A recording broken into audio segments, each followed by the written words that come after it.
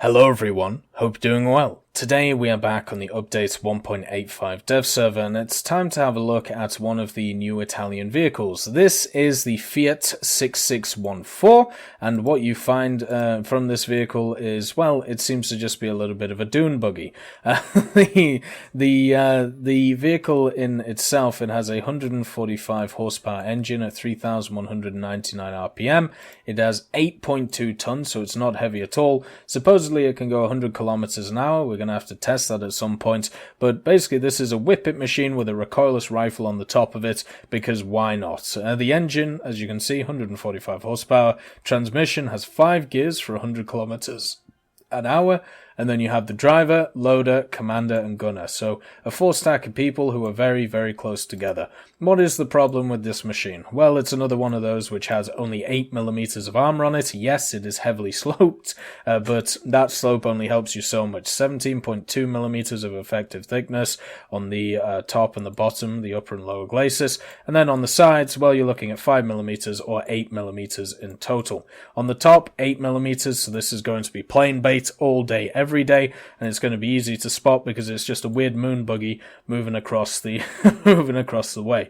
The only armaments that this thing has, actually it has 2 armaments. It has the, well, no it doesn't. It has the 106mm recoilless rifle Canonda 106, which you see right here, and then it has the aiming machine gun, which is the 12.7mm here. So this only fires a small burst round, as you can see this clip here, and the reason to do this is because it has the same muzzle velocity as the recoilless rifle. So the idea is that you line it up with the machine gun, then you fire the recoilless rifle, and then you should be able to do a lot of damage. It does have access to smoke grenades as well, which is nice, 6 of them, which is a little bit less than usual. Normally you see 8 or 10, but 6 is satisfactory. And when we look at the modifications, one of the nice things is that you get both of the shells that it uses straight off the bat, so you don't have to worry about, unlocking shells or trying to get the optimum shells. Instead, what you do is you just get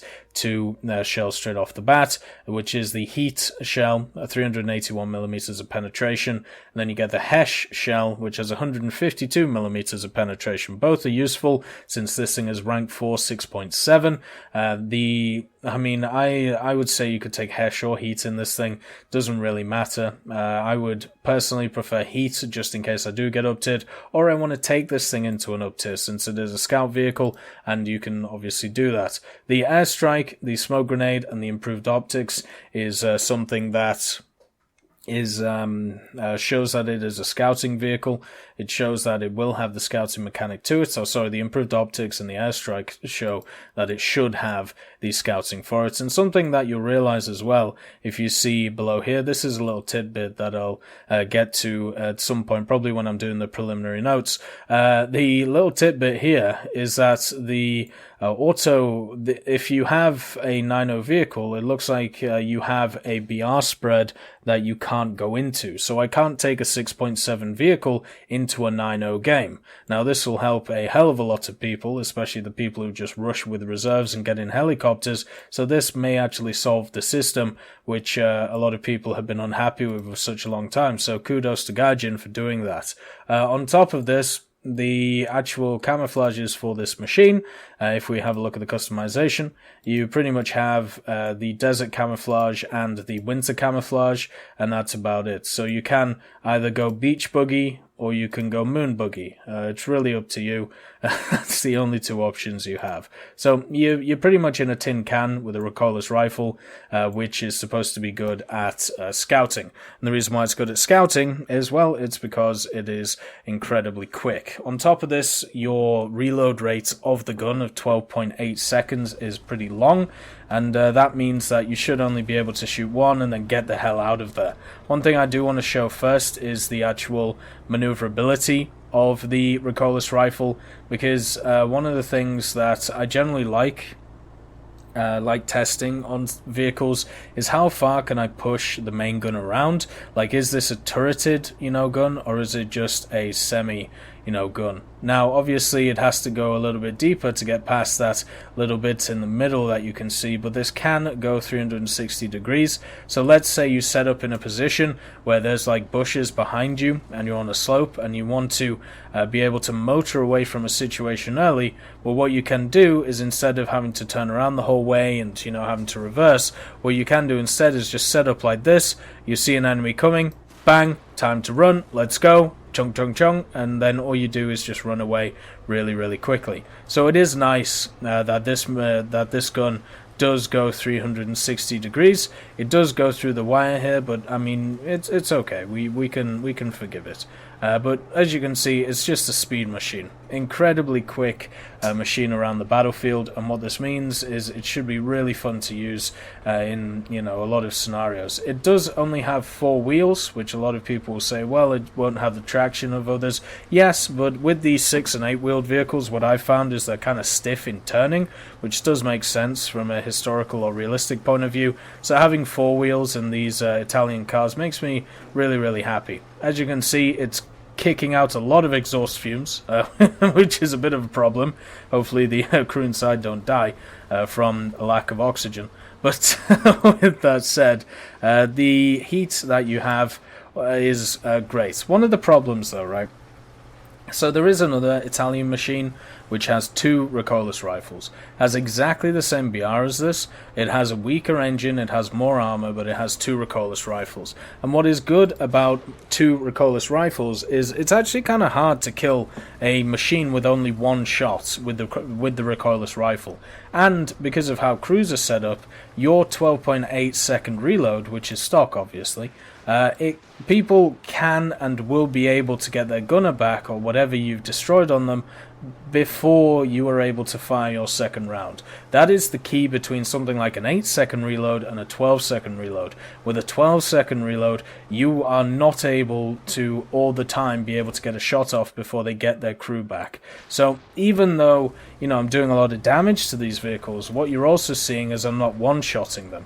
And what this means, if I don't play my cards right, then I will end up giving away my position and not have been able to kill somebody, which as a scout, basically what you want to do, at least this is how I play, you play a scout by getting into a forward position on most maps, or playing in a defensive position, being able to scout as many members as you can. Now, if an enemy spots you, you should be able to deal with them with the main cannon that you have and then run away and relocate. Or if you feel like the battle is not going in your favor of your team, you have to make a drastic decision, shoot one of the enemies to get out of there. So you shoot one of the enemies and once again you relocate. Now what you want to do is shoot the enemy and kill it.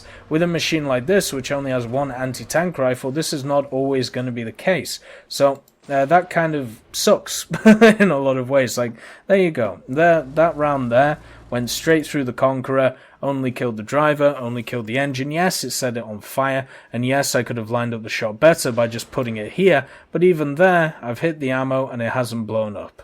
So you can see the problem with only having 1 recoilless rifle. When we use the Type 60 SPRG, when we use the Ontos, one of the nice things about those machines is if you don't if you aren't able to finish off with the first round, you are able to finish off with the second round. And if you're not able to finish off with the second round, then maybe you shouldn't be shooting in the first place, because you're a light vehicle, you're supposed to be a scout, not a anti-tank killer. And I feel like a lot of people do use a lot of the lighter vehicles, such as the Type 60 and also the Ontos, as these tank killing machines, and it just doesn't work too well. Maybe the Ontos, it works okay because it has so many guns, but a machine like this and a machine like the SPRG, they're gonna have to be used straight as scout vehicles, and hope that by the 5 to 10 minute point of the game at 6.7, there aren't too many aircraft up there that can put a lot of holes in your roof. 8mm of armor really isn't a lot.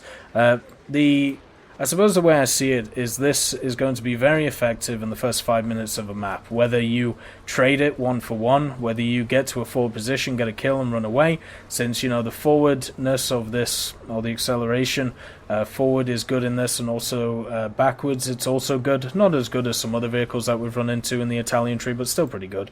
And then when we talk about, you know, the first 5 minutes, it can scout as much as it can, but once that first 5 or 10 minutes is up, then the planes start coming in, and they're going to hunt you. There's also the problem with 8mm of armor being artillery. Artillery just decimates you, and this is a problem with having anything less than, let's say, you know, let's say 20mm of armor, but I think saying 10mm might be a more conservative estimate. But the thing is, if anybody calls artillery on you, you're going to die. And it is really annoying to get into a forward scouting position, know that you've done really well, know that the enemy is can't kill you, and you can scout everything, and then you start hearing the artillery come in, and you just think, well, I've just wasted my time doing this, because I'm going to get one shot, and I'm going to get, and I'm gonna die, or I'm gonna get hull broken by the artillery, because remember, this thing, 8mm of armor, gonna get hull broken even by artillery, which is really, really annoying. It also has some smoke grenades, as I've talked about, so you can throw them everywhere, which is lovely. It's nice to see that they make a comeback. I think I'm personally going to really enjoy this, but I think a lot of people are going to find it frustrating, because they're going to come up against enemies, they're going to try and kill them instead of trying to disengage, and what's going to happen is they're going to die, instead of surviving to live another day.